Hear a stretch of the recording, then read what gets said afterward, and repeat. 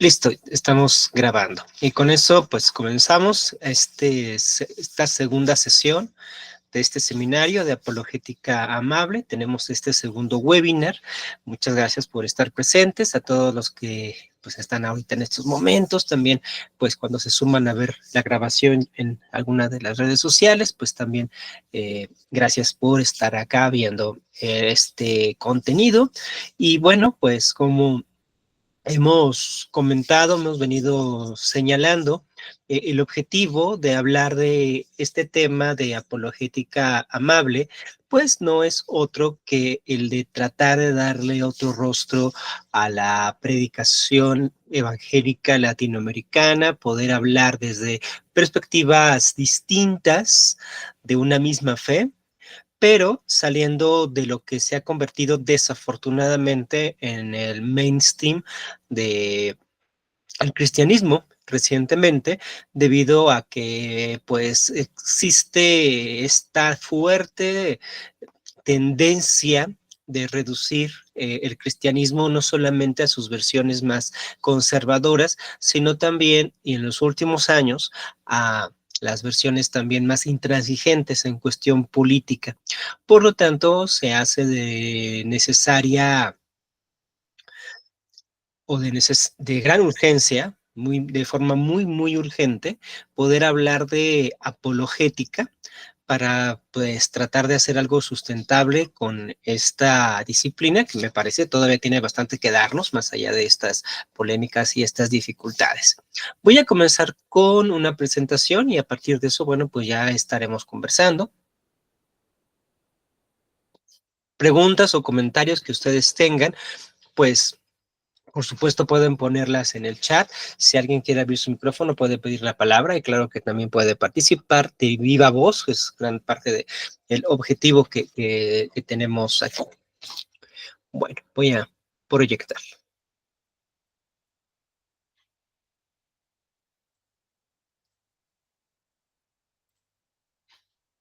¿Me pudieran nada más confirmar cuando ya se vea mi pantalla?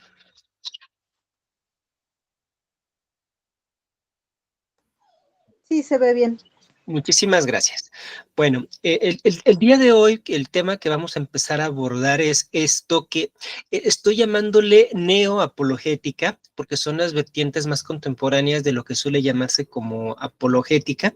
No abarcan lo que ha sido la apologética a lo largo de la historia del cristianismo, son solamente una versión contemporánea de la misma y por lo tanto, pues me parece que debemos de situarla en ese sentido. Y bueno, pues no vamos a poder negar que esta neoapologética lo que expresa en muchos sentidos, pues es una gran violencia a partir de sus argumentos, o como ven allí, una violencia que es irracional, sustentada en una razón instrumental. ¿Cómo hacer una sin razón de la razón? Bueno, es de lo que gran parte de esta escena se ha encargado. ¿En qué momento estamos teniendo este seminario? ¿En qué momento estamos llegando a hablar de apologética en este 2025? Bueno, pues justamente a unos días de que Donald Trump asumiera la presidencia de Estados Unidos por segunda vez, un candidato que siempre ha sido polémico y como presidente ha sido más bien gris. Eso al menos nos dejó la elección de 2016. Había muchos temores y los primeros 100 días se la pasó firmando decretos. En realidad, pues como tal, su política no debilitó alguna estructura importante ni realmente logró hacer que América fuera grande de nuevo. Ahorita viene reforzado y dice que lo quiere volver a hacer y han habido acciones desplantes, bastante violentos estos primeros días, que seguramente se mantendrá al menos los primeros 100 días de su gobierno, pero veremos después ya cómo se va estabilizando. Sin embargo, el día de hoy la figura de Donald Trump es dentro de los grupos evangélicos más conservadores, pues una figura mosaica, profética, es un faro de luz en medio del progresismo y de todos los derechos de las minorías y de las homosexualizaciones sociales que tanto miedo le tienen estos grupos. Entonces, pues aunque no lo aparente la foto, la gente está muy feliz en Estados Unidos, la gente de derecha, precisamente por este nuevo mandato, y hay que señalar que los argumentos que desde el primer momento de su toma de protesta comenzó a esgrimir Trump, así como las diversas acciones que ha estado realizando, están sustentadas apologéticamente. Ajá, este discurso de solo existen dos sexos, ¿no? Que así empezó su mandato, porque ahorita pues, es el tema candente en Estados Unidos, ataque que tiene en contra de las minorías para defender a la nación, basada en un discurso del Antiguo Testamento, cual si ellos fueran el pueblo de Israel y todos los demás fueran Egipto, una interpretación bastante rara, pero que así lo están teniendo. Entonces, el mandato de Donald Trump se está sustentando y se va a legitimar mediante la apologética, la defensa de los valores cristianos. Por lo tanto, es importante hablar del tema. Por supuesto, en este contexto, pues hay mucha gente alrededor, no necesariamente tiene que ser cristiana, porque el conservadurismo no es propio de una sola religión. El conservadurismo es una tendencia social, cultural, por lo tanto hay conservadurismo cristiano, hay conservadurismo judío, conservadurismo islámico, en Estados Unidos, por supuesto que hay facciones islámicas que también van muy alineadas en algunos casos a los discursos de derecha y bastante complicado por todo lo que se piensa desde Estados Unidos respecto del Islam, etcétera, pero pues sí hay sectores incluso musulmanes ahí. Hay conservadurismo gay. Claro que hay facciones gay que están y se han sumado y cerrado filas con Donald Trump. Hay conservadurismo humanista, hay conservadurismo ateo. Entonces, esto es parte de un proceso mucho más amplio. Sin embargo, vamos a ver qué incidencia tienen los argumentos apologéticos dentro de este contexto. Pero bueno, también estamos precisamente en el contexto de Marianne Edgar Budde, quien en su calidad de obispa, ya el día de ayer, en la cuenta de X, precisamente la que tiene Elon Musk, donde se encuentra la Real Academia Española, la RAE, a la que se suele apelar muchas veces en este tipo de temas, ya ha señalado que el término obispa es un término histórico que data desde hace muchísimo tiempo y que morfológicamente es el término correcto para una mujer en este cargo. Entonces, esta obispa episcopal, después de dar un sermón delante de Donald Trump y de su comitiva republicana, abogando por los derechos de las minorías, pues hoy ya le llaman la arzobispo de Satanás. Y la ponen su foto y le ponen una bandera o los colores de la bandera gay. Y bueno, la facción republicana ya está teniendo su primera satanización. Esto ocurrió a horas del nuevo mandato. Por lo tanto, está muy interesante nuestro contexto. En nombre de nuestro Dios, le pido que se apiade de las personas de nuestro país, que ahora tienen miedo. Hay niños, gays, lesbianas y transexuales en familias demócratas, republicanas e independientes, algunos de los cuales temen por sus vidas. Trump exigió unas disculpas por este sermón. La obispa Marianne Booth dijo, no me voy a disculpar por abogar por los indefensos. Entonces, pues ya estamos viendo la importancia que tiene hablar de este tema, no solamente este semestre, este año, pues lo que viene. Y es que el enfoque de la apologética que quiero ir construyendo con ustedes a lo largo de los diversos webinars que tengamos, no es solamente a nivel de su contenido abstracto, no es solamente a nivel de los argumentos sobre las regresiones del infinito, sobre el argumento ontológico, sobre teología analítica. Sí va a haber de eso, vamos a hablar de eso, vamos a entrar, por supuesto, que a dar una revisión también a todos esos argumentos. Sin embargo, no nos vamos a quedar ahí, no vamos a analizar a la apologética solamente de puertas hacia adentro, porque nos quedaríamos con la mitad de la historia, no sería un análisis simétrico. Vamos a comprender a la apologética cristiana muy cargada hacia lo evangélico, por supuesto que hacia lo republicano y lo conservador, desde un espectro más amplio. Vamos a analizarla en su posicionamiento social y cultural.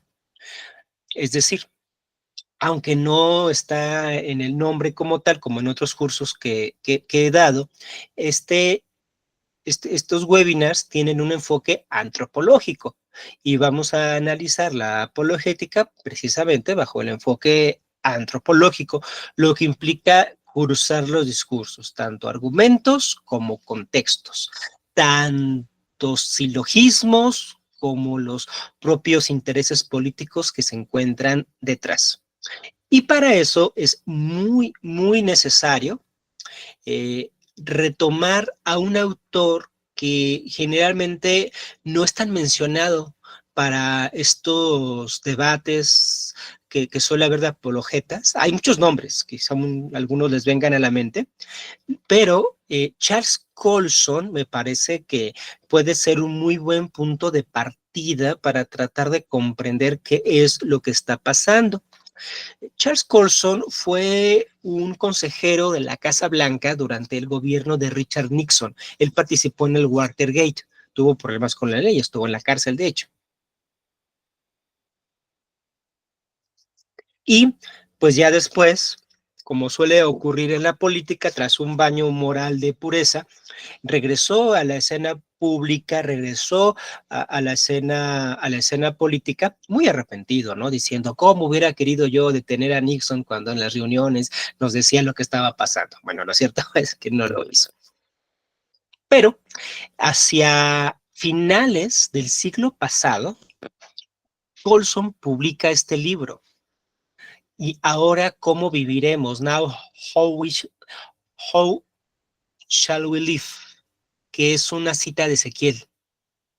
Este título es una cita del profeta Ezequiel, que precisamente hace esta pregunta y va para Colson en relación a que ahora que ha caído el muro de Berlín, ahora que pues ya no existe el comunismo después de la perestroika, ustedes saben que los Estados Unidos cuando terminan una guerra necesitan inventarse nuevos enemigos y buscar otra guerra. Bueno, esto fue exactamente lo que ocurrió, pero en el plano ideológico. Después de la Segunda Guerra Mundial, Estados Unidos tuvo todo este giro conocido, ¿no? Anticomunista, que implicó tráfico de armas hacia Sudamérica, hacia Centroamérica, hacia México, para tratar de desestabilizar a todos los grupos que la CIA y el gobierno de Estados Unidos consideraran comunistas. Por supuesto que tenían en la mira a toda la teología de la liberación, tenían en la mira incluso hasta los mismos pentecostales, dado el carácter comunitario y a veces con sabor socialista que tienen sus comunidades. Entonces, claro que Estados Unidos se vale de gente como Gigi Ávila, como Luis Palau y los mismos Graham, pues para tratar de influir en la zona latinoamericana, pues para disminuir la amenaza o el fantasma del comunismo. Los tratados de Chic fueron otro bastión importante. Y eso tan solo dentro de las ramas evangélicas, pero dentro del catolicismo también hubo diversos misioneros de Estados Unidos que trabajaban sobre todo en comunidades de Centroamérica, Colombia, Ecuador, pues que eran observadores también de la realidad, pues para que vieran que no llegaran los intereses de Rusia hacia Latinoamérica porque ya tenían lo suficiente con Cuba, ¿no? Sin embargo, el comunismo acabó, el comunismo ya no existe, y aunque hoy haya gente que no se ha enterado que China ya no es comunista, que, que Rusia ya no es comunista, que son países altamente capitalistas, pues lo cierto es que terminó en 1989, cae el muro de Berlín, después todo el fenómeno de la perestroika en Rusia. Lo único que queda como una resistencia fue Cuba, que de los primeros años de la década de los 90 fue terrible, sanciones terribles, aislamiento precario espantoso, y bueno, eh, se supone que el comunismo terminó. Pero los Estados Unidos no se quedaron contentos con eso y querían encontrar nuevos enemigos. Charles Colson voltea hacia una tesis del politólogo Samuel Huntington, una de las tesis más estúpidas que me parece que se han esgrimido en la humanidad intelectual moderna, pero que para muchos resultaba muy clarificadora respecto de lo que estaba pasando en la geopolítica, porque Huntington habló de un choque de civilizaciones, la civilización occidental, como si fuera un todo homogéneo, compacto, diferenciable, en contra de todo lo que él pensaba era la civilización oriental, que incluiría desde los países islámicos hasta el lejano oriente. Y Huntington pues pensaba que al ya no haber más comunismo o estar dividido el mundo por esta polémica, pues ahora el conflicto era civilizatorio. O sea, pasó de ser un mero conflicto político a ser un conflicto civilizatorio, como si hubiera dos civilizaciones humanas conviviendo. Todos somos Homo sapiens. Sin embargo, para la mirada de Huntington había dos mundos. Esta tesis la retoma con mucha alegría Colson para proponer un choque cultural y traduce en términos evangélicos la tesis del Colson, señalando que ahora, de cara al nuevo milenio, pues esto se publica en 1999, llega a inicios de los 2000 ya traducido a México, esto es por Editorial Unilit, como pueden ver ahí en el sello, señala que entonces en el siglo XXI, el que actualmente nosotros estamos viviendo, va a haber un choque cultural, va a haber un conflicto del cristianismo con el resto del mundo. Por supuesto que por cristianismo él entiende el evangelicalismo republicano, no entiende las visiones episcopales como la que representa la obispa Marian Booth, por ejemplo, no entiende las versiones progresistas en Estados Unidos del cristianismo. Para ellos eso ni siquiera es cristianismo. El cristianismo, lo que entiende Colson, sus lectores y los bastiones ultraconservadores, es el evangelicalismo republicano, que está muy vinculado a los WASP, que es las siglas que en Estados Unidos se utilizan para el segmento que es White Anglo-Saxon Protestant.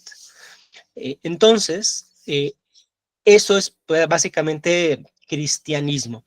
Por supuesto, no implica que solamente en las iglesias blancas, hay iglesias bautistas de personas afrodescendientes que también son republicanas o llegan a tener cuestiones muy, muy conservadoras, pero digamos que el nivel más importante se encuentra ahí, en estas iglesias de los WASP.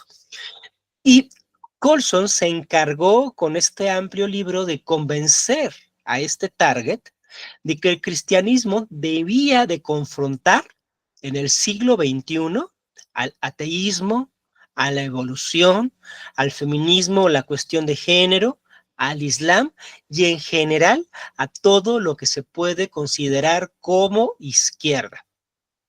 Que para la mirada de estos cristianos, izquierda es sinónimo de todo esto.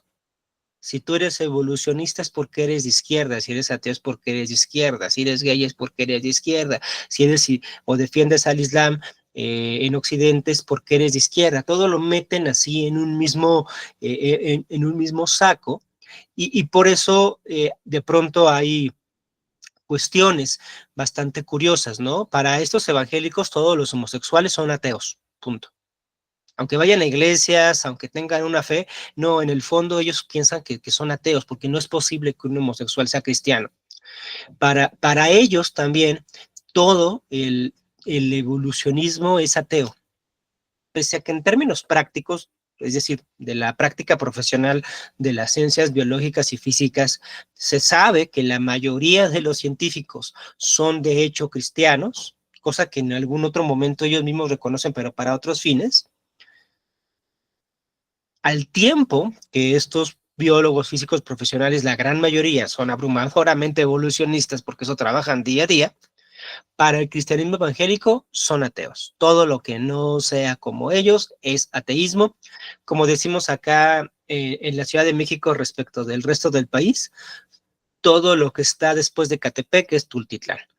Entonces, de esa manera tan homologada, es como logran entender el universo y empieza con estas confrontaciones. Esto es muy importante, porque antes de empezar a ver los argumentos apologéticos per se, necesitamos comprender cuál es este contexto sociopolítico en el cual se está desempeñando la apologética. Por lo tanto, la apologética no es inocente, no se da en el vacío, no es meramente una cuestión de discusiones académicas. La apologética tiene una agenda política que me gustaría decir oculta, pero la verdad que es bastante evidente. Bueno, esto es el primer punto que quiero asentar. Permítanme ver si no hay preguntas o comentarios. Regreso rápido con ustedes.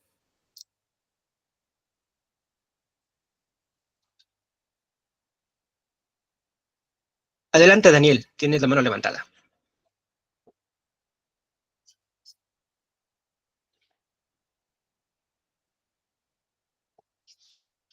Daniel Castro, ¿nos escuchas? ¿Ahí me oyen ya? Ya te escuchamos, muy bien. Ah, perdóname, no se oía. Eh, bien, es un tema súper interesante, ¿no? Creo que es un tema que incluso se puede llevar desde la geopolítica misma, porque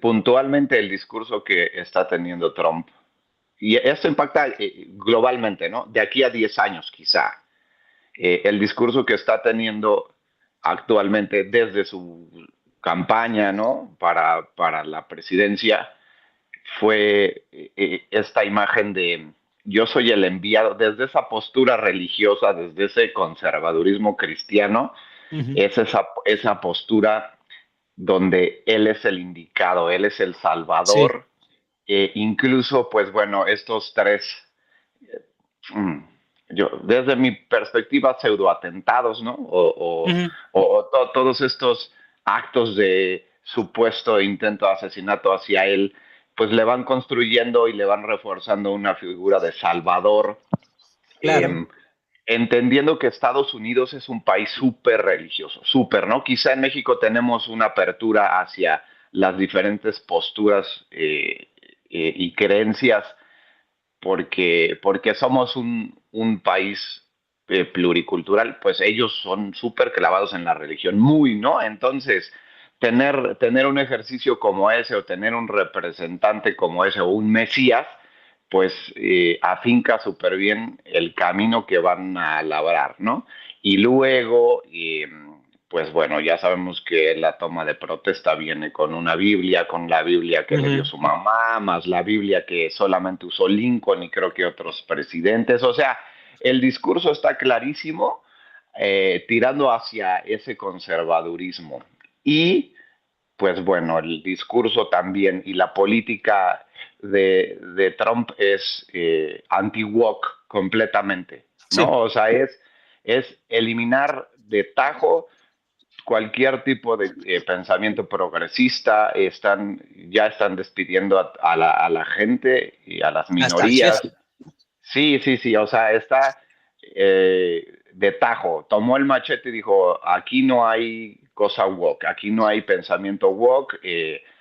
Pues bueno, como mano derecha tiene al hombre más rico del mundo, que es Elon Musk, y él pues es igual un guerrero contra la cultura woke. Entonces está clarísimo lo que viene y lo que viene hacia las religiones, ¿no? Porque es un cambio tremendo, y es interesantísimo pues verlo desde distintas trincheras, ¿no? No desde la creencia propia.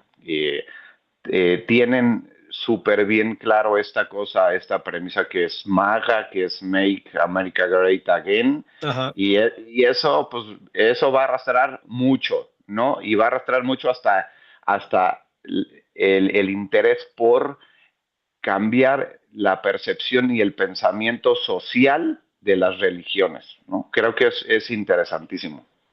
Sí, claro, por eso es importante ver todo el contexto que hay ahorita justamente con esta coyuntura. Ahora, la apologética se ha desarrollado tanto bajo gobiernos demócratas como bajo gobiernos republicanos, pero ciertamente cuando el conservadurismo arrecia en el poder, empiezan a beber mucho de eso. Se convierten sobre todo los apologetas en intelectuales orgánicos, en un sentido gramsciano, es decir, que van cerrando filas de partido y los argumentos que se esgrimen desde su postura académica se traducen, se trasladan hacia los discursos políticos. Entonces, vamos a estar viendo esto en tiempo real, eh, lo cual Sí, me parece por una parte muy perturbador, pero a fines de nuestro seminario me parece verdaderamente fantástico, sí, ¿no? Lo sí, tenemos sí, va a dar mucho ilustradísimo. material, ¿no? Ujú, va a dar Sí, muchísimo material porque verdaderamente se están moviendo las cosas a nivel global, ¿no? O sea, me refiero en cuestiones religiosas, en cuestiones políticas, o sea, ya es un mundo multipolar y puntualmente para México, pues hay que poner mucho foco porque hay una figura que está apareciendo muchísimo con Donald Trump que se llama Eduardo Verástegui, sí, acá en México. trabajando que está trabajando ya en su partido político, que ya lo van a autorizar, y él es un cristiano súper conservador. Entonces, no nos resulte raro si en la escena en México empieza a aparecer más y más y más para tirar, lejos de la cosa política, empiece a tirar para venir a mover aguas aquí, ¿no? Sí, claro, ahí dicen, ¿no? Cuando ves la barba de tu vecino del norte rasurar, ponle las tuyas a remojar. Entonces, pues, justamente esto que nos sirva para ese remojo. Bien, ahora, en, este libro lo estoy tratando de conseguir para que puedan leerlo. No, no lo logro encontrar disponible, solamente algunos segmentos, pero permítanme ver incluso si se puede conseguir, se puede escanear o algo, porque sería muy bueno que lo tuvieran, porque es básicamente el guión. El guión político y el guión apologético que vemos el día de hoy está plasmado aquí en este texto de Colson, y no necesariamente porque todos hayan leído el libro y lo estén copiando, sino porque logra muy bien sintetizar estas posturas conservadoras del cristianismo. Me parece que este libro sí representa una síntesis de este pensamiento hasta este corte del siglo, finales del siglo XX, pero que durante todo el siglo XXI, del lado conservador, lo que hemos visto es ese guión, de una manera muy literal.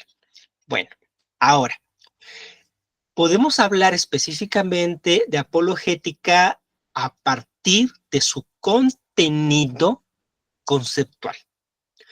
Este es el marco político que no vamos a dejar, pero también desde otra perspectiva, vamos a analizar a la apologética, pues bajo sus contenidos específicamente técnicos. Y ahorita les voy a explicar por qué vamos a estar haciendo estos brincos.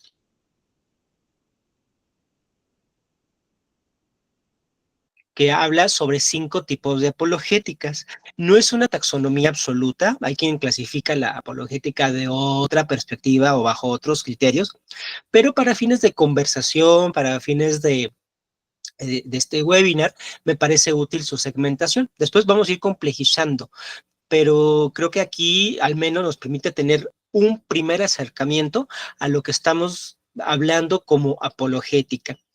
Bueno, apologética como tal el término pues significa defensa. Viene del griego apologian, que es emitir una defensa o emitir un argumento a favor de alguien o defendiendo a alguien. Esto surge en los terrenos jurídicos. La apologética, el término, proviene del contexto jurídico, porque es la defensa que tú presentabas ante una acusación. Esto significa que los cristianos se creen constantemente acusados, perseguidos, burlados. Todo el mundo los odia y por lo tanto ellos tienen que hacer una defensa así de su fe y que muchas veces, por supuesto, sí tiene carácter jurídico. Si uno quiere comprender, por ejemplo, lo que pasa con el evolucionismo o el creacionismo en Estados Unidos, uno va a pasar más tiempo leyendo actas jurídicas que libros de biología, porque todo lo que tiene que ver hoy en la pugna del debate evolucionismo contra creacionismo o contra diseño inteligente en Estados Unidos ha pasado más por tribunales que por aulas académicas, que por conferencias y por supuesto que por investigación científica. El creacionismo y el diseño inteligente no son cuestiones científicas como tales, son cuestiones jurídicas de gente de Estados Unidos que no está de acuerdo que los currículos escolares tengan a la evolución o que exigen que a la parte de la evolución se enseñe creacionismo. De tal manera que para comprender todo esto de lo que es apologética debemos tener muchas salidas. La conceptual, como esta que están viendo en pantalla, la política, la jurídica, la social. Hablando conceptualmente, se suele hablar de estos 5 tipos de apologéticas. El primero, que es algo que suele llamársele, me parece de forma muy apresurada, pero bueno, el término no lo inventé yo, enfoque clásico. El enfoque clásico que está vinculado a la teología natural. Es interesante porque este enfoque clásico sería enfoque clásico del catolicismo. Después de la Reforma protestante, la teología natural nunca ha sido central. Sí ha habido posturas protestantes que han mantenido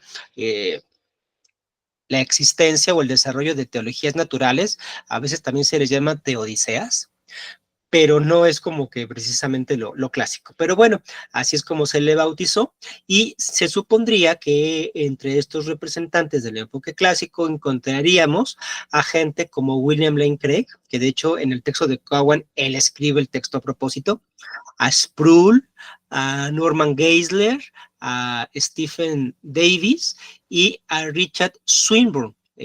Luego hablaremos de él porque ha sido un personaje bastante interesante porque tuvo por ahí una conversión. Bueno, ¿qué dice el enfoque clásico que estaría basado en la teología natural? Que cuando se confirma racionalmente la existencia de Dios, se pueden confirmar todos los milagros y todas las demás doctrinas cristianas. Es decir, racionalmente se puede demostrar la existencia de Dios. Yo creo que ustedes nunca han escuchado y probablemente nunca escucharán a algún apologeta que defienda la existencia del diablo a partir de una ontología, o que defienda la existencia del diablo a partir de un evidencialismo.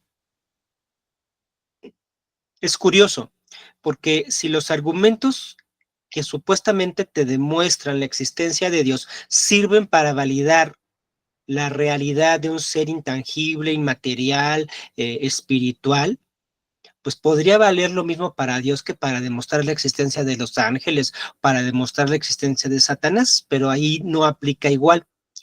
Si se sabe que Dios existe, entonces claro que es posible la resurrección de Jesús, claro que son posibles los milagros, ahora sí que todo lo que pudiera ser el sobrenaturalismo, ¿no? Es decir, como que a partir de un puntito, en este caso sería esa demostración racional de la existencia de Dios. Por analogía, dicen estos apologetas, no, pues Dios existe, entonces, pues esto es real, los evangelios son reales y todo lo que la Biblia es real. Esto son unas extrapolaciones verdaderamente asombrosas, como el hecho de que de pronto alguien encuentra una tablilla que tiene el nombre David, ¿no? Hay algo arqueológico, alguien encontró una tablilla con el nombre de David. Y por alguna razón derivan que de ese descubrimiento significa que todo el Antiguo Testamento, y por qué no toda la misma Biblia, son relatos con fidelidad histórica, porque apareció el nombre de David en una tablilla. Es decir, a partir de lo mínimo, tratan de dar una totalidad. Y aunque, por ejemplo, en el caso de Craig tiene argumentos específicos para la resurrección de Jesús, la verdad es que sí se necesita en algún punto pasar primero por la demostración racional de la existencia de Dios, para que todo el demás sistema cristiano también se pueda mantener. Y eso es lo que hoy sería, dentro de la escena,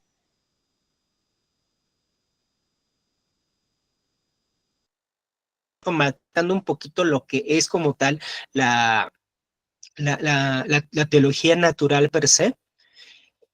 Cuando uno revisa, por ejemplo, a Santo Tomás de Aquino, la Suma contra los Gentiles o la Suma Teológica, y uno va atendiendo a cómo trata Santo Tomás de Aquino cuestiones cristológicas, angélicas, y cuestiones incluso hasta de la misma redención.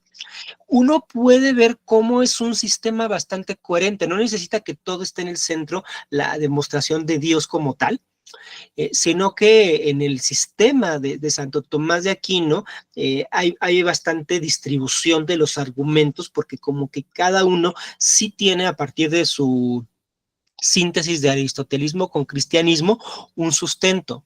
Pero el día de hoy a los cristianos cada vez les está costando más trabajo a hablar de detalles específicos de su fe. Definitivamente un cristiano que cree en Dios puede pasar hasta cierto punto por intelectual dentro de determinados círculos, pero decir que también crees en la intervención de los ángeles, ahí ya es un poquito más complicado. E incluso dentro del mismo cristianismo pareciera que a veces hay doctrinas como que más racionales que otras. Incluso nos podemos llegar a encontrar con cristianos que, que, que dicen que ya no creen en Satanás, que la figura de Satanás es mitológica, que es una invención, ¿no? Ya cristianos más progres o cristianos quizá más elevados. Y sin embargo, siguen siendo cristianos. Y sin embargo, siguen creyendo en Dios. Ellos te pueden decir, no, pero es que el infierno no es real. El infierno solamente es una invención de Dante, en la Divina Comedia. Pero siguen creyendo en Dios. Yo no sé cómo le hacen.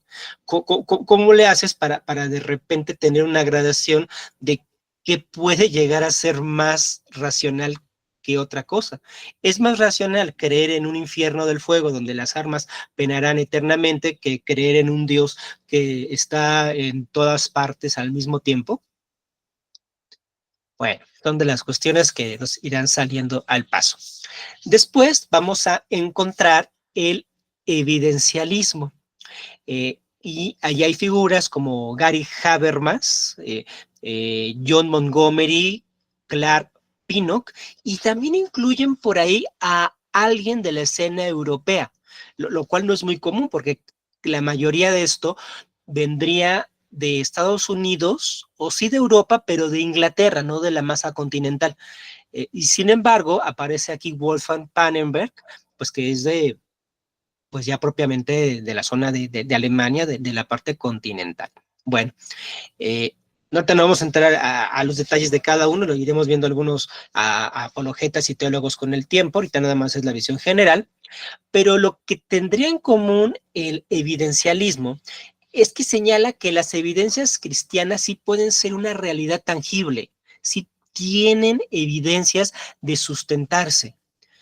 Y hay muchos recursos, como Habermas puede ser a partir de lenguaje, o como Pannenberg puede ser a partir de la historia o a partir de la dinámica social, de un realismo social o de un realismo lingüístico, o bien a partir de evidencias ya más propiamente, ya sean lógicas o bien mediante diversos descubrimientos materiales que te puedan llevar a tener evidencias para poder creer en Dios y en el cristianismo. En el evidencialismo, por ejemplo, cabría un poco también el mismo Craig, como se señala en el mismo libro de Cowan y como se ha señalado, Len Craig, aunque pretende tener este enfoque como de la teología natural, está también muy cargado hacia el evidencialismo. El diseño inteligente o el creacionismo también serían apologéticas que caerían bajo esta perspectiva, considerando que existen pruebas suficientes para demostrar la veracidad del cristianismo, evidencias como tal. Tenemos lo que denominan como caso acumulativo. Ahí está Paul Finberg, Basil Mitchell, ponen por ahí a C.S. Lewis, a Stephen Evans, y esto del caso acumulativo es interesante. La propuesta del caso acumulativo no es que se puedan demostrar directamente todas las doctrinas cristianas, ni que se pueda demostrar directamente que el cristianismo es el que posee la verdad absoluta. El enfoque de caso acumulativo, digamos, es un poquito más prudente en ese sentido, pero lo que hace es que retoma un poco de la teoría de juegos. Y entonces dice, ante visiones diversas del mundo, la visión cristiana es la más razonable. En algunos en algunas versiones ya muy sofisticadas, te dicen es más estadísticamente probable que cualquier otra hipótesis alternativa. El caso acumulativo considera la validez del cristianismo no porque haya pruebas directas, sino porque analizando las diversas versiones del mundo, como el evolucionismo, el ateísmo u otras religiones, resulta que el cristianismo tiene la mejor postura o la que puede ser estadísticamente más probable. ¿Qué es más probable? ¿Que este universo haya provenido de la nada o que un diseñador inteligente lo haya puesto en creación? Entonces, su forma de argumentar es que la viabilidad del cristianismo se da por descarte. Descarta las versiones alternativas y aunque en el cristianismo van a quedar cuestiones inexplicables, van a quedar cuestiones con mucho misterio, nos quedamos con el cristianismo porque es nuestra mejor hipótesis. Lo cual, pueden ver ustedes, es un argumento bastante atractivo, aunque hay que decirlo, teológicamente es poco menos que una blasfemia. Para la fe bíblica, Dios no puede ser una hipótesis. ¿Cómo va a ser Dios una hipótesis cuando Dios es el poderoso de Israel? Es el que otorga la fe. Y de pronto entonces tú conviertes a Dios de ser el sustento y la justificación de tu vida a una mera hipótesis intelectual. Reducir a Dios a una hipótesis es una de las más interesantes blasfemias que nos ha dado la apologética y que los representantes del caso acumulativo se encargaron de realizar. Por ahí pondría un poquito entre pinzas a C.S. Lewis, lo colocan pues porque les da legitimidad a estas posturas, aunque C.S. Lewis no tenía una visión de que Dios fuera una hipótesis, él nunca consideró que el cristianismo fuera solamente estadísticamente más probable. Algunos argumentos pudieran ir en ese sentido, pero si uno comprende la obra de Lewis en su totalidad, él no da oportunidad para pensar que los principios cristianos puedan ser meramente hipotéticos. Bueno, este es el caso acumulativo. ¿Vamos bien con el enfoque clásico, lo que es evidencialismo y lo que es caso acumulativo?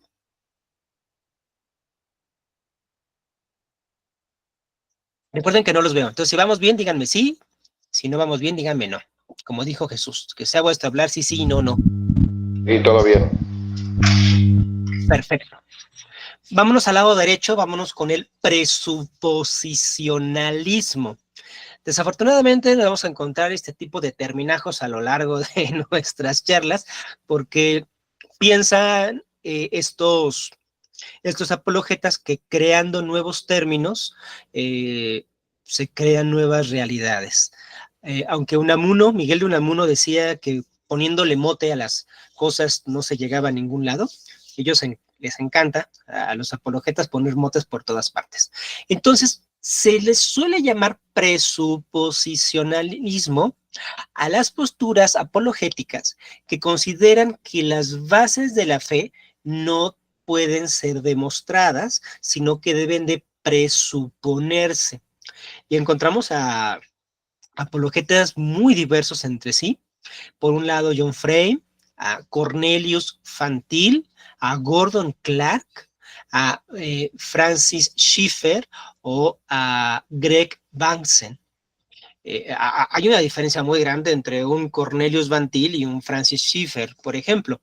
Si no conocen de Francis Schaeffer, investiguen un poquito estas semanas respecto de él, un personajazo en la escena evangélica, cineasta, hacía cine y apelaba a la juventud, y hizo por ahí como una relectura interesante de Kierkegaard, y empezó a hacer una especie de apologética evangelística kierkegaardiana, con cine y con conferencias, y fue un furor en la juventud en su momento, aunque pues la verdad uno analiza académicamente los dichos y discursos de Schiffer y pues no se pueden sostener, ni siquiera leyó muy bien a Kierkegaard, como ya mucha gente como Alfonso Ropero ha señalado, pero bueno, fue en su momento un furor. Cornelius Van Til, sí, él es un teólogo académico profesional de vieja guardia con todas las credenciales. Pero bueno, acá lo que se tiene en común es que se asume lo siguiente. Se asume que la mente humana es una mente caída, que la razón humana está atravesada por el pecado. En algún momento en el Edén, Adán y Eva pudieron tener un conocimiento perfecto de Dios. Y esto proviene hasta desde el mismísimo San Agustín. Pero cuando viene la caída, no solamente son expulsados del paraíso, sino que también hubo efectos noéticos sobre el pecado. Noético de noesis, de entendimiento de mente. Es decir, la mente del ser humano tras la caída crasheó. Los servidores colapsaron, se colaron ahí algunos virus, ahora ya nuestro sistema operativo no funciona completamente bien. Como dice, no sé si han visto el show de Filomena Kung, que es un falso documental, y sale ella hablando hasta con teólogos, y con físicos, y con gente de ciencia, pero haciendo parodias bastante sugerentes y muy divertidas. En uno de los shows, Filomena Kung dice que los primeros en tener una computadora fueron Adán y Eva, y por supuesto era una Apple, que solamente tenía un bit, pero crasheó su computadora y todo el mundo se jodió. Entonces, esa es la visión presuposicionalista. El día de hoy, una mente caída no puede acceder a las verdades divinas. Por lo tanto, si queremos argumentar a favor del cristianismo, debemos de reconocer que los presupuestos doctrinales van primero y que no los vamos a poder demostrar porque al ser provenientes de la trascendentalidad, al ser divino o de origen divino, la mente humana simplemente no puede alcanzarlo. Podrán darse cuenta que el presuposicionalismo tiene, por lo tanto, un enfoque bastante calvinista, en eso que se suele llamar como la depravación total, de considerar que como los seres humanos estamos caídos, pues ya estamos irremediablemente enfermos y camino hacia la muerte. Y lo mismo pasó con el intelecto, no solamente cayó el cuerpo, también cayó el intelecto. Nunca vas a poder probar a Dios con la sola razón, porque la sola razón está incapacitada para conocer a lo divino. A ver, estamos hablando aquí pues de una perspectiva política, estamos hablando de una perspectiva que evidencia agendas, entonces yo tengo que ser completamente honesto con ustedes. Yo soy reformado, yo soy calvinista. Por lo tanto, van a notar que mis comentarios y lo que aquí platiquemos va a tener esa orientación, y lo pongo sobre la mesa desde estos momentos. No quizá con ese enfoque, pero sí puedo decirles que yo estoy más cercano a un Fantil que a un Swinburne, a un Craig o incluso que a un mismo Pannenberg. Pero bueno, ya lo iremos viendo. Finalmente se encuentra un desarrollo que proviene del presuposicionalismo, que es como una versión cristalizada de estas perspectivas, que es la llamada epistemología reformada. Y ahí tenemos pues al señor Wim Plantinga, Kelly James Clark, Nicholas Wellstroff, George Mavrodes, William Alston. Aquí también la escena europea tiene bastante fuerza. La epistemología reformada lo que hace es que retoma aspectos del presuposicionalismo, pero les da un tratamiento propiamente epistemológico. ¿Cómo les da este tratamiento epistemológico? A partir de algo que en epistemología suele llamarse como fundamentismo. Ojo, no fundamentalismo, suena bastante parecido, pero no es igual. El fundamentismo es una postura epistemológica que señala que no todo el conocimiento puede ser demostrable. Porque tú puedes pensar que C es verdadero debido a que A y B, o A o B, o entonces A, por lo tanto B. O sea, hay razones para poder creer en C. Un sujeto P cree o tiene una creencia C debido a una razón. Yo creo, yo sujeto P, tengo mi creencia C, es decir, yo creo que una aspirina me va a quitar el dolor de cabeza. ¿Por qué creo eso? ¿Cuál es el fundamento de esa creencia? Hay muchas posibilidades, supongamos la más exquisita, porque tiene ácido acetil salicílico. ¿Y por qué crees que el ácido acetil salicílico te va a quitar el dolor de cabeza? Ah, pues porque se encarga de ensanchar las venas y la irrigación sanguínea. ¿Y por qué crees que ese efecto vascular te va a quitar el dolor de cabeza?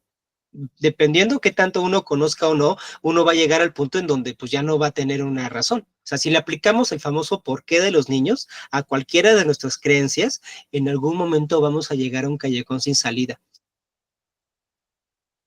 Yo sé que apretando el botón, yo sujeto P, tengo una creencia C, yo sé que apretando el botón del switch se va a encender la luz.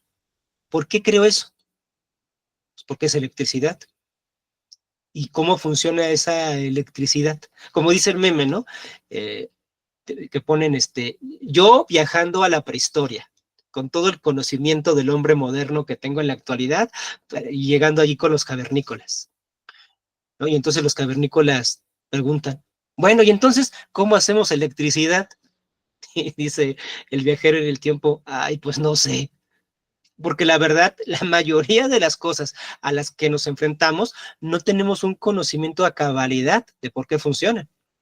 Quizás si pasamos por algún taller de electrónica, cursos de electricidad, pues sepamos un poquito de los circuitos y demás, pero si aplicáramos el por qué, vamos a llegar a la situación de que no sabemos el por qué. Hay un punto de nuestro conocimiento que tiene que aceptar verdades sin demostración. No es posible que justifiquemos todo, no por una mera cuestión, no por una mera cuestión intelectual, sino por una imposibilidad fáctica. Si toda creencia C del sujeto P tuviera la necesidad de una demostración, que a su vez pudiera ser demostrada, esto nos llevaría a una infinidad de demostraciones. Aquí es la primera vez que vamos a enfrentarnos en este seminario a la regresión al infinito. Una regresión al infinito de porqués, una regresión al infinito de demostraciones es imposible.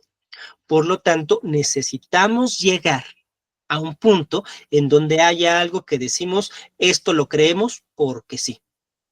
La ciencia maneja para estos efectos, desde hace mucho tiempo, algo que se llama axiomas. Los axiomas, precisamente, se definen como conocimientos indemostrables. Se asumen como dados, ya no se cuestionan. Hay toda una polémica respecto de eso y de pronto uno se encuentra, sobre todo a los matemáticos que cuentan cómo en su infancia se ponían muy tristes cuando llegaban a sus clases de geometría y les hablaban de axiomas porque se daban cuenta que había conocimiento que ya no se iba a demostrar. Y algunos, Cantor o hasta el mismo Einstein cuestionaron axiomas, ¿no? Y encontraron cosas. Sin embargo, lo que hace la epistemología reformada es que, pues, sencillamente no da más vueltas al asunto y dice, como por ejemplo Alvin Plantinga, Dios es una creencia propiamente básica, axiomática, no se va a demostrar, no necesita demostración, así como muchas de las cosas que fundamentan nuestra realidad no necesitan demostración. A es igual a A, principio de identidad. ¿Cómo demuestras eso? O sea, cuando estamos hablando de demostrar, es con argumentos, porque uno puede decir, pues una manzana es igual a otra manzana, pero eso no es una demostración porque es algo sensible, empírico. Las demostraciones no son empíricas. ¿Cómo demuestras con argumentos que A es igual a A?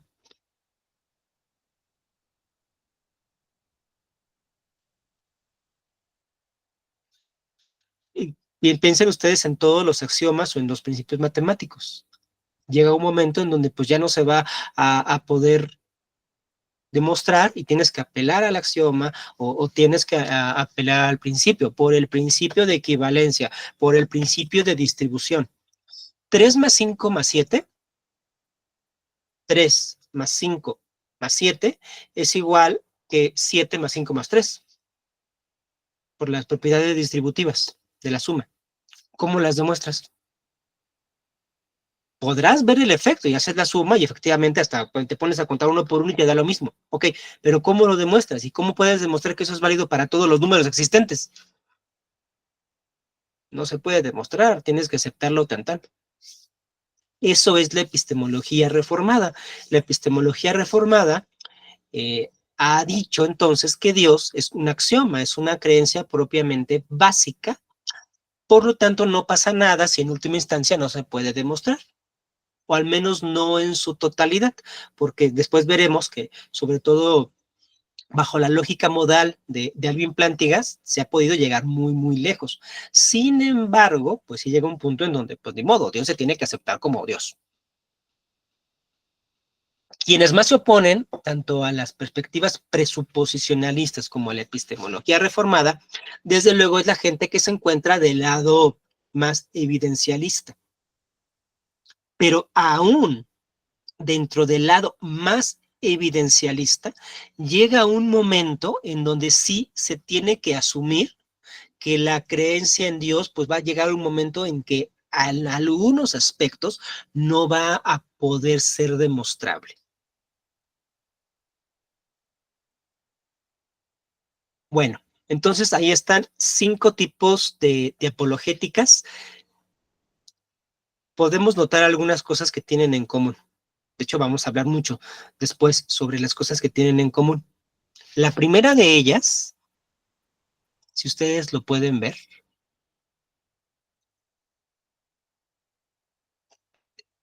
la primera cuestión que tienen en común estas 5 apologéticas es que están abrumadoramente representadas por puros hombres.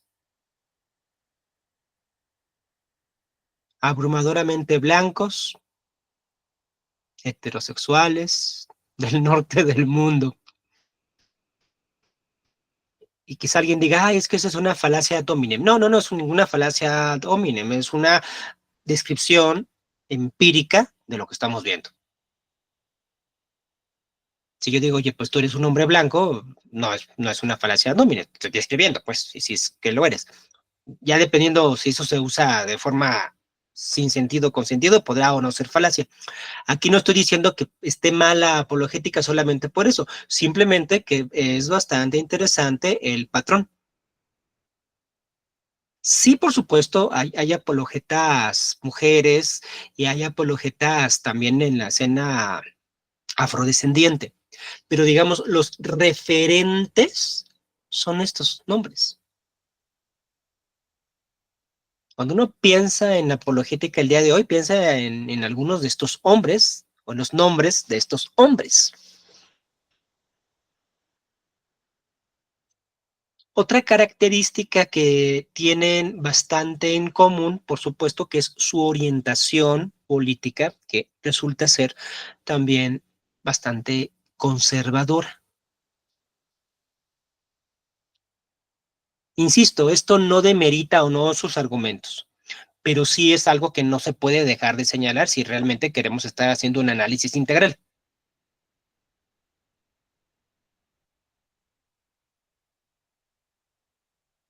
Podemos decir entonces que la apologética al día de hoy es androcéntrica. No creo que sea ningún tipo de ofensa. Es sencillamente una descripción fáctica. La apologética el día de hoy tiene un carácter marcadamente androcéntrico. Precisamente por ese carácter androcéntrico que tiene la apologética el día de hoy, es por lo cual a William Lane Craig y otros tantos valoran tanto los debates, convirtiendo los debates de ser lo que son intercambio de conocimiento argumental para el avance del saber, en justas pugnas, contiendas, donde tiene que haber un gallardo victorioso.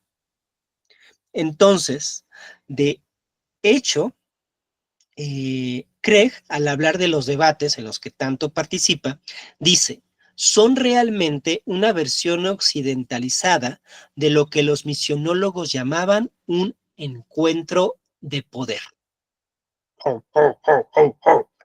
¿No? Esa es la apologética. La apologética es defender a Dios fuertemente. Hombre, defender a Dios, hombre, ser feliz. Y uno puede ver, bueno, empezando ahora, ¿no? Empezamos hablando de Donald Trump, ¿no? Y qué interesante, ¿no? Le sale al paso una mujer, obispa, con una visión de izquierda. Empezó chispeante este mandato de Trump. Dice Craig respecto de estos debates. Después de una charla sobre los argumentos a favor de la existencia de Dios o la evidencia de la resurrección de Jesús o una defensa del particularismo cristiano, a veces concluyo con una oración de compromiso para entregar la vida a Cristo. Qué cosa tan curiosa, ¿no? Porque pues cuando se hace una exposición académica o uno va a las conferencias en las universidades o uno va a escuchar alguna ponencia, a mí no me ha tocado que el ponente diga, bueno, ahora todos hagan, bueno, no necesariamente una oración, pero ahora todos firmen esto de que se van a adscribir a mi escuela o van a seguir mi línea de pensamiento. Cuando llega a pasar eso, que no me ha tocado, pero sí llega a pasar, pues es que te están vendiendo algo, ¿no? Es como cuando viene a dar una conferencia de termodinámica el nuevo gerente de General Motors. Pues te habla de la termodinámica, pero ¿por qué los nuevos motores de General Motors son los mejores? Porque aplican los principios físicos. O sea, son conferencias posturas de venta, son charlas de venta disfrazadas de eventos académicos. Y justamente esto es lo que Craig abiertamente dice que hace. Un evento supuestamente académico sobre argumentos, sobre evidencias, pero tiene que terminar con una oración para no desaprovechar pues un poco, ¿no? El target. Y por supuesto, esto lo hace prioritariamente, como él mismo reconoce, entre estudiantes. Las tarjetas de comentarios indican que los estudiantes sean, así lo dice, así dice el texto, no estoy inventando nada, registrado a tal compromiso. O sea, son conferencias que buscan leadings, que buscan tráfico, ¿no? Y es marketing, pues, es marketing religioso. Y luego termina diciendo el párrafo. Incluso he visto estudiantes venir a Cristo solo por escuchar una defensa del argumento cosmológico Kalam. Entonces, pues el objetivo es bastante claro. El objetivo no es netamente académico. Hay un objetivo y está comprometido con un proselitismo religioso.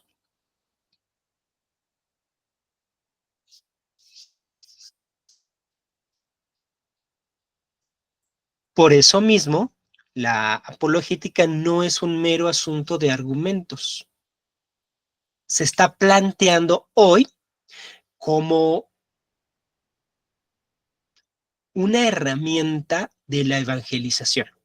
Son cuidadosos los apologetas en decir, no, la apologética no es evangelización. Pero básicamente la forma en la que esgrimen y en la que presentan, pues es un instrumento para convertir almas a Cristo a partir de la abrumadora evidencia a favor del cristianismo. Claro, la cosa no va a parar ahí, porque no solamente se evidencia a favor del cristianismo para que la gente se llegue a convertir, sino para que también acepte la forma de vida cristiana. Sigamos leyendo un poco a Craig. Es imperativo, dice él, que configuremos el clima intelectual de nuestra nación, de tal manera que el cristianismo siga siendo una opción viva para hombres y mujeres pensantes. Podemos ver otra característica del republicanismo, que es este nacionalismo. Está pensando en cómo el cristianismo tiene que ser la opción de los Estados Unidos.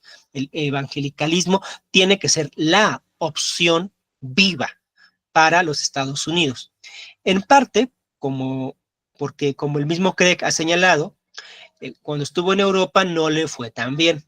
Cuando estuvo en Europa, en sus debates, en sus conferencias, ante gente que viene completamente con otros registros discursivos y con otro tipo de perspectivas, pues no causó para nada el mismo impacto. Él comenta, de hecho, que regresó muy decepcionado de sus doctorados allá en Europa, pues porque pues allá no les funcionó tan bien el marketing. Acá, de su lado, pues sí, incluso ya tiene hasta target ateo, ¿no? Y con los que debate, etcétera, pues porque caló mejor. Y claro, los estudiantes de Estados Unidos son su principal mercado de sus conferencias, debates y también de sus libros. No estoy inventando nada, él lo dice transparentemente. Ahora, esta postura de Craig no es para nada nueva.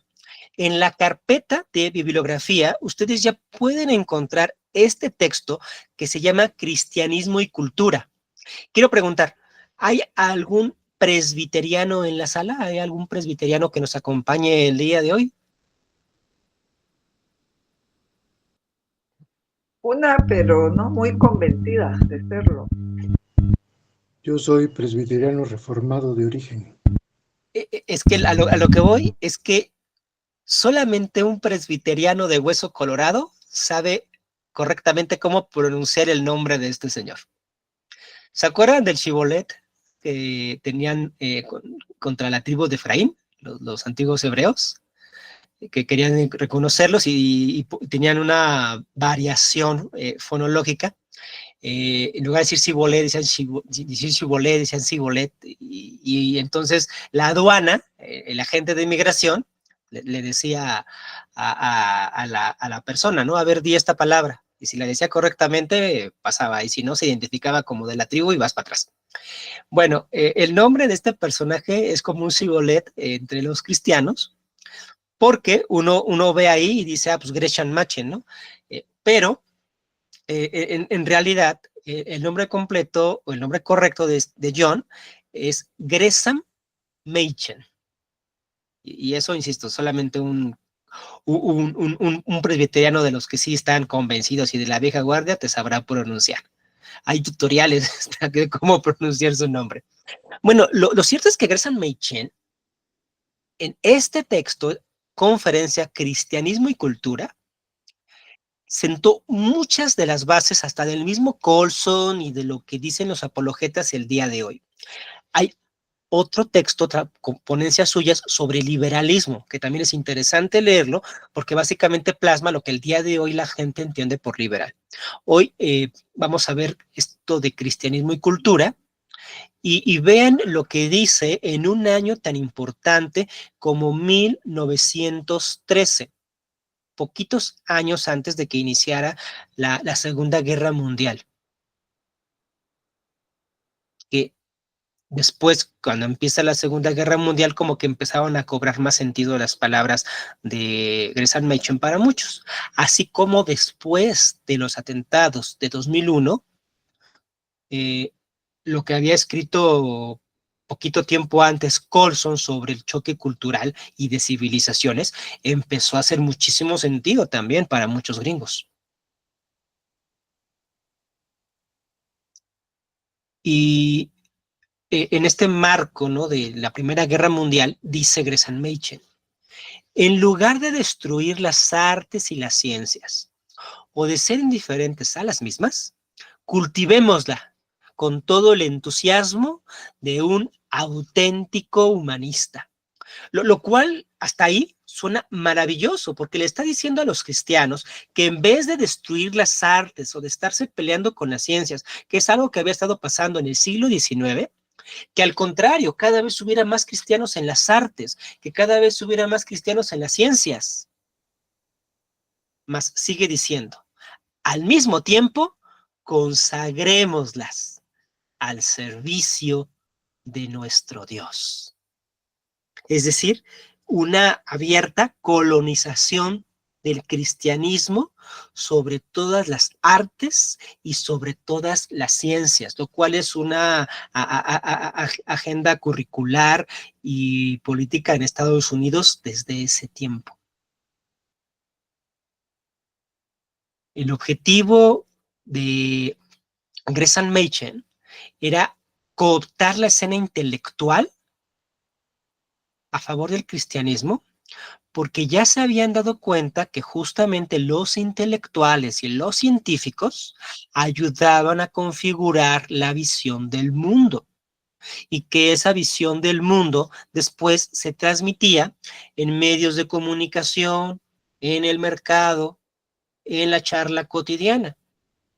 Por lo tanto, si tú quieres tener al cristianismo como eje rector de la sociedad, debes cerciorarte que la ciencia y las artes sean cristianas. Por ahí, no sé si haya comentario o mano alzada. Si hay mano alzada, adelante. Sí, sí, yo por este lado. Adelante, adelante, Daniel. Eh, es muy interesante, pues, ¿cómo es que se pronuncia el nombre de esta persona? Ajá. Gresham Machen. Ajá. Bueno, que desde 1913, ¿no? Tenían, o sea, me refiero, dependiendo de las épocas, se pueden replicar los pensamientos, pero se adecúan a, a los momentos, ¿no? O sea, él citaba que había que consagrar las ciencias y las artes, ¿no?, al servicio de Dios. Y finalmente pienso que en esos momentos las ciencias y las artes, como bien citabas, era la forma de llegar de forma masiva al Claro, público, ¿no? O sea, con un término burdo, al público per se. Entonces, si lo vinculas a Dios, pues bueno, tienes ese sesgo religioso donde intentas vender, siendo muy simplista, ¿no? Intentas vender una postura. Y entonces, si lo trasladamos eh, a este momento de la historia, pues bueno, volvemos a la conversación de lo que se viene para el mundo en los próximos 10 años, partiendo desde el hecho de que hay una persona que se llama Elon Musk, que es el dueño de X, que ahora, junto con el gobierno americano, intenta comprar el 50% de las acciones de TikTok, y eso es propaganda pura, claro. ¿no? Finalmente, la tecnología ahora es quien dicta la propaganda, y los que dominan las tecnologías son los que mandan esos mensajes o citan esos mensajes. Y bueno, tenemos de un lado Facebook que este muchacho, señor Zuckerberg, creo que es su apellido, ¿no? Mark Zuckerberg, dueño de Facebook, está alineado con el conservadurismo cristiano ahora de Donald Trump. Elon Musk, que es la mano derecha de Donald Trump, que es dueño de X y que quiere comprar TikTok. Más tenemos WhatsApp, así que mucho va por ahí, ¿no? O sea, a través de la historia siempre se busca los medios masivos para poder llevar esos mensajes o para poder vender esas ideas, ¿no? Entonces, pues creo que pasa en la humanidad y pasará siempre, ¿no? Claro. Miren, formando este comentario, otra vez regresando a Craig, encuentro que las personas que más resonan con mi trabajo de apologética tienden a ser ingenieros, personas en medicina y abogados. Esas personas se encuentran entre las más influyentes de las que moldean nuestra cultura hoy en día. Entonces, llegar a esa minoría de personas producirá una gran cosecha para el reino de Dios. Claro. Está claro, es una estrategia de marketing. Es una estrategia de marketing político para poder alcanzar, digamos, a los que se encargan de tener más poder en la sociedad. Y si tú los conviertes en cristianos, entonces vas a garantizar que la sociedad también sea cristiana, tanto de las ciencias como de las artes. Acá por el tema, pues vamos a ir muy por el lado de las ciencias, pero ¿qué pasa en las artes? Ya mencioné a Schiffer, que trató de consagrar el cine. Acá en México tuvimos un cineasta, gracias a Dios, no ha hecho más películas recientemente, que se llama Paco del Toro, no confundirlo con Guillermo del Toro, por favor, que tenía una serie de películas con un estilo kitsch bastante interesante, que resonaban muy bien en las personas, pero que tenían temáticas anti-aborto, tenían temáticas anti-gay. Dos de ellas llegaron incluso a cadenas del cine nacional. Y por supuesto, cualquier género musical, cualquiera, de verdad, cualquiera, no sé, todos, cualquier género musical tiene su versión cristiana. Claro, claro. O sea, el mensaje está, bueno, no el mensaje, como el camino está claro hacia dónde va, ¿no? Y regresando desde la postura de una ideología dominante como la americana, que ha sido siempre, ¿no? Citando esto que tú dices respecto de las artes y el cine, bueno, creo que también pasará ahora porque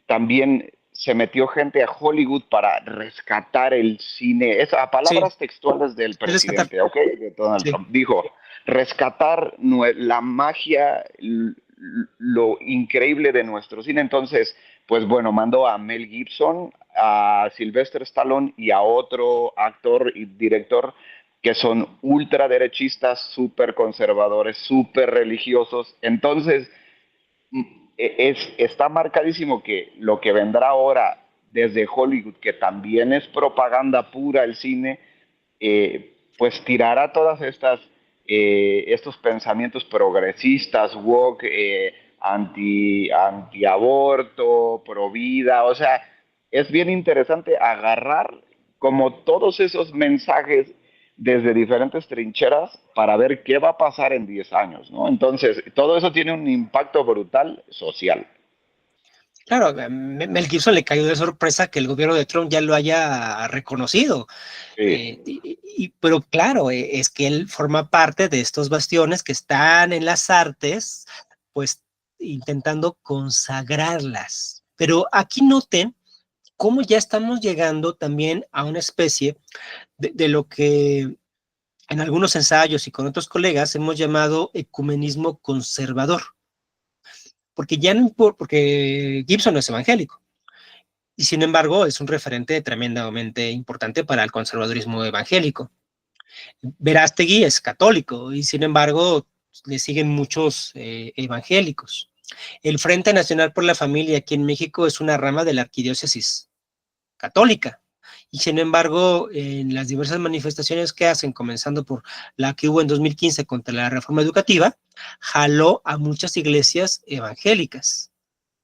De tal manera que es lo que les decía al inicio, el conservadurismo no se aísla solamente a una religión, sino que el día de hoy hay gente cristiana, evangélica, que se siente más cercana a un Agustín Laje, católico él, que a un creyente de su misma denominación que esté a favor del aborto.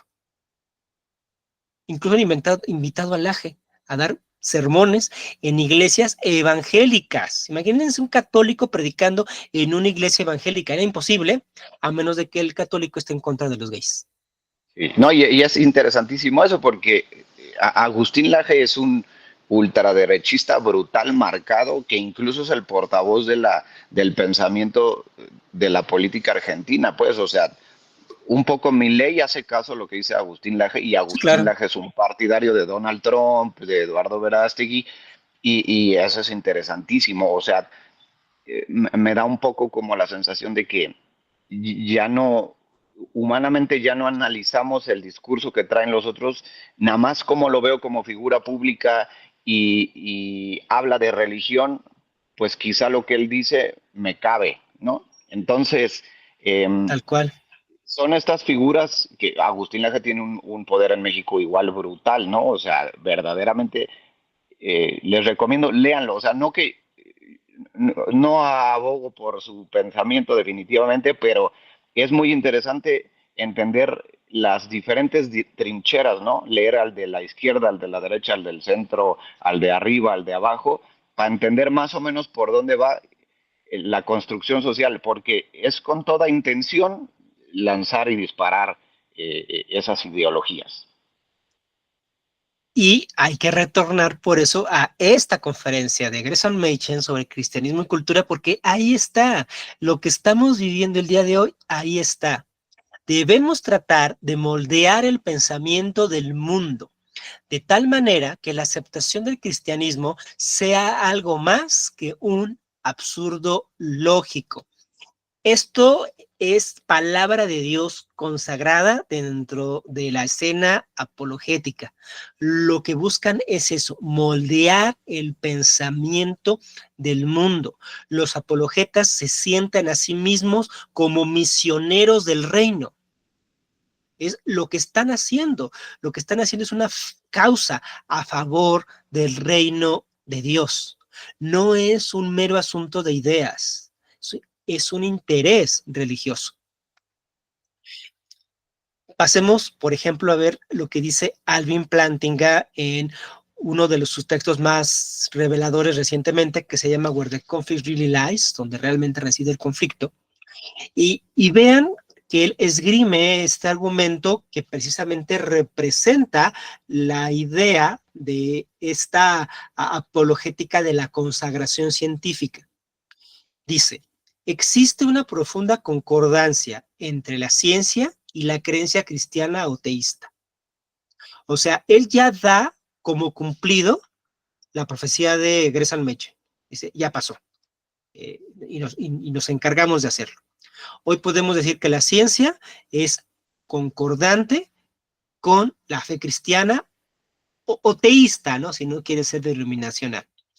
Pero existe, dice Plantinga, un profundo conflicto entre la ciencia y el naturalismo. Y en este texto Plantinga dice, a ver, nuestro enemigo ni siquiera es el ateísmo. Nuestro enemigo no es como tal el evolucionismo. Es más, él tiene argumentos evolucionistas en contra del ateísmo. Dice Plantinga, el verdadero enemigo es el naturalismo. Considerar que hay un universo sin Dios. Desde cierta perspectiva, eso es una petición de principio, porque estás diciendo que precisamente el naturalismo es falso porque no crees en Dios, y lo que tú estás haciendo es que demostrar la existencia de Dios. Pero claro, si se lo decimos a Plantinga, seguramente nos pone en una pizarra una derivación modal que nos da la vuelta 3 veces. Sin embargo, sí podemos ver el interés que hay acá, ¿verdad? Aquí podemos ver que el interés es consagrar la ciencia a favor del cristianismo. Por eso dicen, no, es más, hoy estamos en la posición de decir que quienes son anticientíficos, antirracionales, son los ateos, son los naturalistas, no los cristianos. La ciencia cristiana, como me ponía un random ayer en el Instagram, va completamente acorde a las reglas de la lógica. Esto también es palabra de Dios. Esto es lo que se cree. Esto es lo que representa el objetivo apologético. Por lo tanto, si tú no eres cristiano, eres irracional, no eres científico y en pocas palabras, pues eres un estúpido. Regresemos a Craig. Dice, regresamos a Craig porque me va a dar pauta para el siguiente bloque. Dice Craig. La idea de que vivimos en una cultura posmoderna es un mito. Vivimos en un medio cultural que sigue siendo profundamente modernista.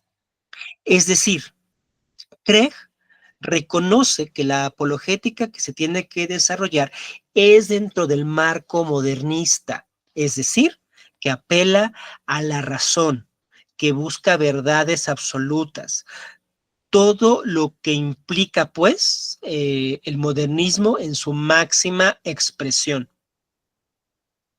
Por lo tanto, como el posmodernismo dice es un mito, y cuando la gente ve una receta médica, cree absolutamente lo que dice ahí porque no juega con su salud, tenemos que esgrimir argumentos racionales. Creo que es un flaco argumento de ejemplificación el que él utiliza cuando dice que nadie es posmoderno cuando lee una receta médica, porque acabamos de atravesar una pandemia donde realmente las recetas médicas perdieron completamente ese valor de verdad absoluta, donde tuvimos movimientos antivacunas, y donde el día de hoy, pues no, ya tú le crees a la receta médica, ya no siempre.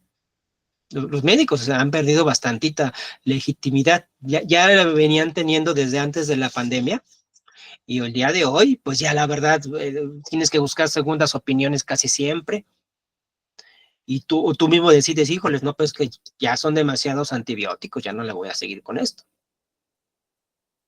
Pero bueno, más allá del desafortunado ejemplo que utiliza Craig para decir que no somos posmodernos, aquí lo que quiero señalar es que la apologética contemporánea se esgrime dentro del marco modernista. Probablemente, si uno les pregunta directamente, te dirán, no, yo no soy modernista, ¿de acuerdo? Sin embargo, sí es cierto que lo que están haciendo, lo que están generando como argumentos y lo que están buscando hacer dentro de su discurso va orientado bajo el paradigma moderno. Es por eso que para poder comprender la apologética actualmente, debemos de situarla dentro del paradigma modernista. Por más que se sienta en contra de ese paradigma, es su enemigo. Tú eres tan grande como tu enemigo, ¿no? Dicen las premisas de la narrativa. Entonces, en ese sentido, tenemos que analizar el modernismo y vamos a ver que cuando tengamos el análisis del modernismo, vamos a comprender muchísimo mejor qué es lo que está pasando en la escena apologética. Para eso, en su liga de la bibliografía, ya se encuentran con este texto de Bruno Latour. Voy a poner más adelante otro que se encuentra en español.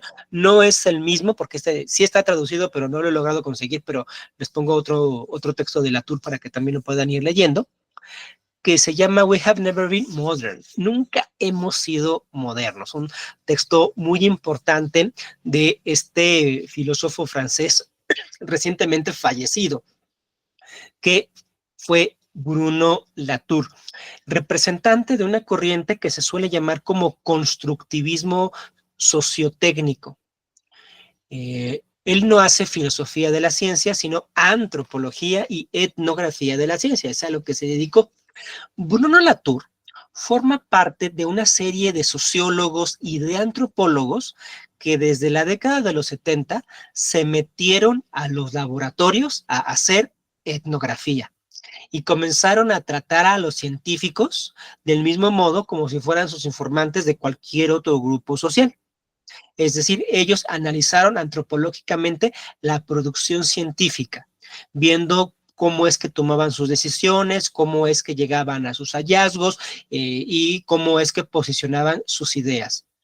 Todo esto se conoce como estudios sociales de la ciencia y la tecnología, que a veces simplemente son despachados como mero relativismo o simplemente reciben el mote de constructivismo, lo cual me parece no hace plena justicia a la postura que se tiene. En particular, Bruno Latour es de hecho bastante realista en su parte conceptual. Sin embargo, aquí entramos a otros conservadurismos, que ya son más los conservadurismos epistemológicos. Son los conservadurismos que pretenden que sí existe verdades absolutas, independientemente de la religión. Esto ya es como epistemología, ¿no? Y te dicen que el relativismo está mal, porque el relativismo pretende que las verdades dependen del contexto histórico, del contexto social, pero 2 más 2 son 4 aquí en China, hoy y hace 20,000 años. Entonces, hay conocimientos que no dependen de los sujetos, hay conocimientos que no dependen de la historia, ni de la geografía, ni de la política, sino son conocimientos puros.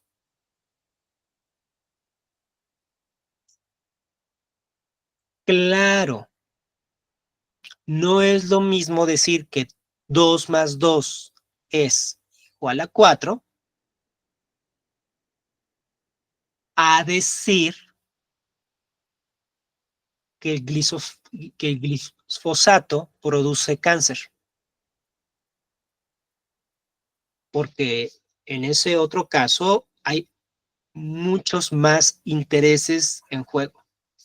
Hoy México te atrae, va a reforzar esta política que tenía desde el sexenio pasado de ir en contra del maíz transgénico, que no es un término científico per se. Suena horrible porque suena a mutación, suena a manipulación. El maíz transgénico puede datar desde la época prehispánica, pues, cuando empezaron con las mezclas de cultivos. Pero el día de hoy transgénico es una palabra que se utiliza en el discurso político como científica porque está representando a los grandes corporativos internacionales que envenenan a un país. Tiene más que ver con agendas políticas. La definición de transgénico tiene, por supuesto, más que ver con agendas políticas que con moléculas. No es lo mismo 2 más 2 es igual a 4 que declarar si un maíz transgénico es adecuado para el consumo nacional o no. Porque 2 más 2 igual a 4 es algo socialmente muchísimo más aceptado. Y uno puede decir, no, bueno, sí, sí es evidente. Pues quizá por eso, pero el chiste es que sí es más socialmente aceptado, ¿no? Pero la cuestión del maíz transgénico representa una serie de relaciones de poder, una serie de actores distintos que complejizan bastante la situación. La propuesta de los estudios sociales de la ciencia y tecnología, y particularmente la propuesta de Bruno Latour, no es socavar el conocimiento de la realidad, sino comprenderlo mejor. Existen los intereses políticos, existen los presupuestos para la investigación científica, existen actores sociales de influencia para la ciencia, pues sí, no querer verlos, no querer reconocerlos, eso sí es el relativismo. Pensar que la ciencia y el conocimiento únicamente se desarrolla desde los laboratorios o desde los ensayos como si no tuviera ninguna influencia del exterior, esa sí es la verdadera ingenuidad, ese sí es el verdadero aislamiento, ese sí es el verdadero relativismo. Pero por alguna razón no les gusta mucho a determinadas posturas que se reconozca esto. Uno, como ahorita lo que hemos estado haciendo en esta sesión, hablando de los intereses político-religiosos, de los argumentos, pongan ustedes, de William Lane Craig. Algún Craig-bot, como se les llama a sus defensores, inmediatamente dirá esto, ¿no? Es que es una hominem, es que no tiene nada que ver su política, es que no tiene nada que ver su opinión. Él está diciendo factos, él está diciendo verdades. Analiza sus argumentos solamente conforme a los argumentos, no importa quién sea él. Esa mirada ingenua que trata de purificar a las declaraciones o a los argumentos científicos, o en este caso apologéticos, del contexto sociopolítico donde se generan, es el verdadero relativismo, porque no podemos pensar que las ideas humanas son producidas sin humanos. No podemos pensar que el conocimiento humano es producido sin humanos. El conocimiento humano es un producto humano. Sin embargo, hay gente a la que mucho le pesa ello. Cuando nos vamos a la escena apologética, todavía más, porque a ellos les gustaría poder aseverar sin ningún tipo de refutación que sus conocimientos, de hecho, no son humanos, sino que provienen de Dios. Por lo tanto, cuando uno repara en los contextos culturales, políticos, sociales de los argumentos apologéticos, pues lo que hace es como ensuciar sus batas de laboratorio, entrar con los pies sucios a su lugar de trabajo. Porque les gusta vivir en la ficción de que el conocimiento es puro, de que el conocimiento y el desarrollo del conocimiento está blindado o protegido de la influencia social y que las verdades absolutas no dependen de los seres humanos y sus ideas. Las verdades absolutas no dependen de la cultura. Las verdades absolutas son ahistóricas, trascendentales, válidas por sí mismo. Ahora, por cierto, pregúntenle a un matemático si es una verdad absoluta que 2 más 2 sea igual a 4 y pues van a ver su respuesta, porque la verdad es que no.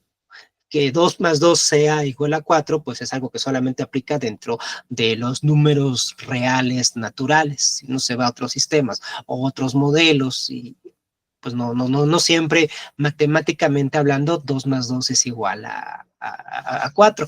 Daniel.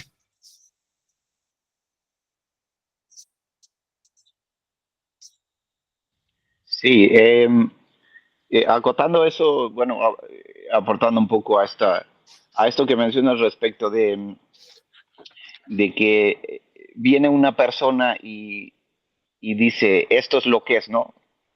Y entonces los seguidores apoyan esa moción y se va construyendo como un discurso en torno a eso. Y si viene alguien que tiene una postura contraria o un pensamiento distinto, ¿no? Un libre pensador, pues, lo ponen contra la pared y lo ejecutan porque no tienen la misma forma de pensar. Esto se replica a todos los niveles, ¿no? Es muy interesante, nos guste o no, cómo se van construyendo personajes durante la historia de la humanidad. Se van construyendo personajes intencionalmente que van tomando mucho poder, que van tomando mucha fuerza ideológica y se van replicando estas voces de forma social. Y entonces llega un punto donde ya no te cuestionas de dónde viene lo que dice, quién construyó eso, cuál es el objetivo de ese mensaje y paz. Fincan una idea religiosa, política, comercial, como sea, propaganda pura, y se queda ahí, ¿no? Y evoluciona.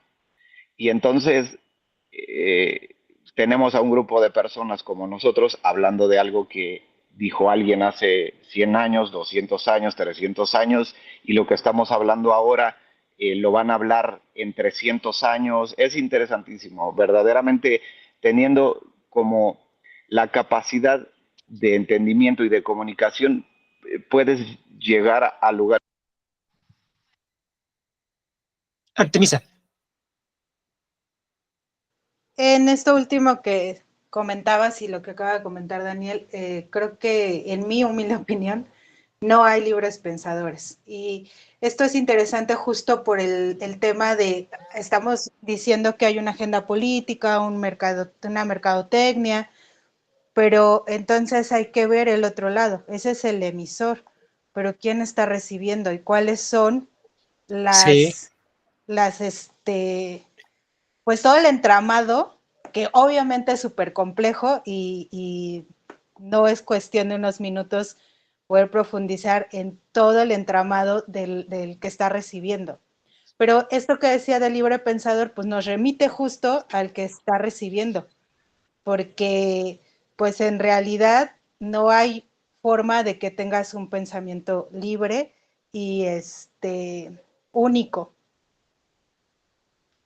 Claro, el pensamiento único y diferente es básicamente una imposibilidad humana.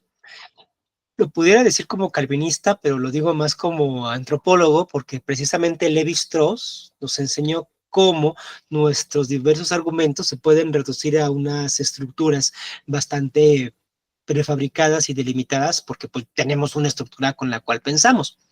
Entonces, acá es importante ya para ir cerrando nuestra sesión de hoy, ver que precisamente la apologética no está solamente sustentada en argumentos purificados, libres de la influencia externa, libres de relaciones de poder, ni libres de política, sino que los argumentos que iremos viendo en las siguientes sesiones sobre el diseño inteligente, sobre los argumentos cosmológicos o el argumento ontológico, que serán de los principales que estaremos viendo, todos ellos se encuentran comprometidos con determinados intereses políticos y sociales. Ojo, no estoy diciendo que por estar comprometidos con intereses políticos y sociales sean per se falsos o per se estén equivocados, no. Porque la crítica que nosotros podemos hacer al respecto también tiene intereses políticos detrás. Es decir, aquí no es decir, como esto tiene una intención política, es falso. No, simplemente es reconocer que hay una intención política en todo discurso intelectual, reconocer que hay una agenda social en todo argumento lógico. Y no está mal, es sencillamente ser realistas, porque así es como está funcionando el mundo, porque así es como funciona el conocimiento. No es relativismo. en cierto sentido es casi hasta un positivismo puro y duro, pues porque te estás yendo a los factos, a los hechos más concretos, que son seres humanos en situaciones humanas reales, con contextos políticos reales y con intereses sociales reales, los que están produciendo el conocimiento. No me parece que sea algo malo. Es lo que vamos a estar viendo entonces. Vamos a estar por una parte analizando el contenido argumental de la apologética, pero sin perder de vista el marco modernista en el cual se está desempeñando. Bien, con esto llegamos al cierre de esta sesión. Yo agradezco mucho su participación. Por favor, si alguien quiere entrar al Instagram, perdón, al Telegram, y poder ir siguiendo estas sesiones en la página de Facebook, que va a ser nuestro punto de comunicación en común. Por favor, acceda a la página y ahí va a tener los enlaces para el Telegram, para la bibliografía y para las próximas sesiones. Están al pendiente de las redes sociales y ahí estaremos comunicándonos. De momento les puedo decir que es el 7 de febrero la próxima reunión que tenemos. Bueno, pues agradezco mucho su participación y seguimos conversando. Bye.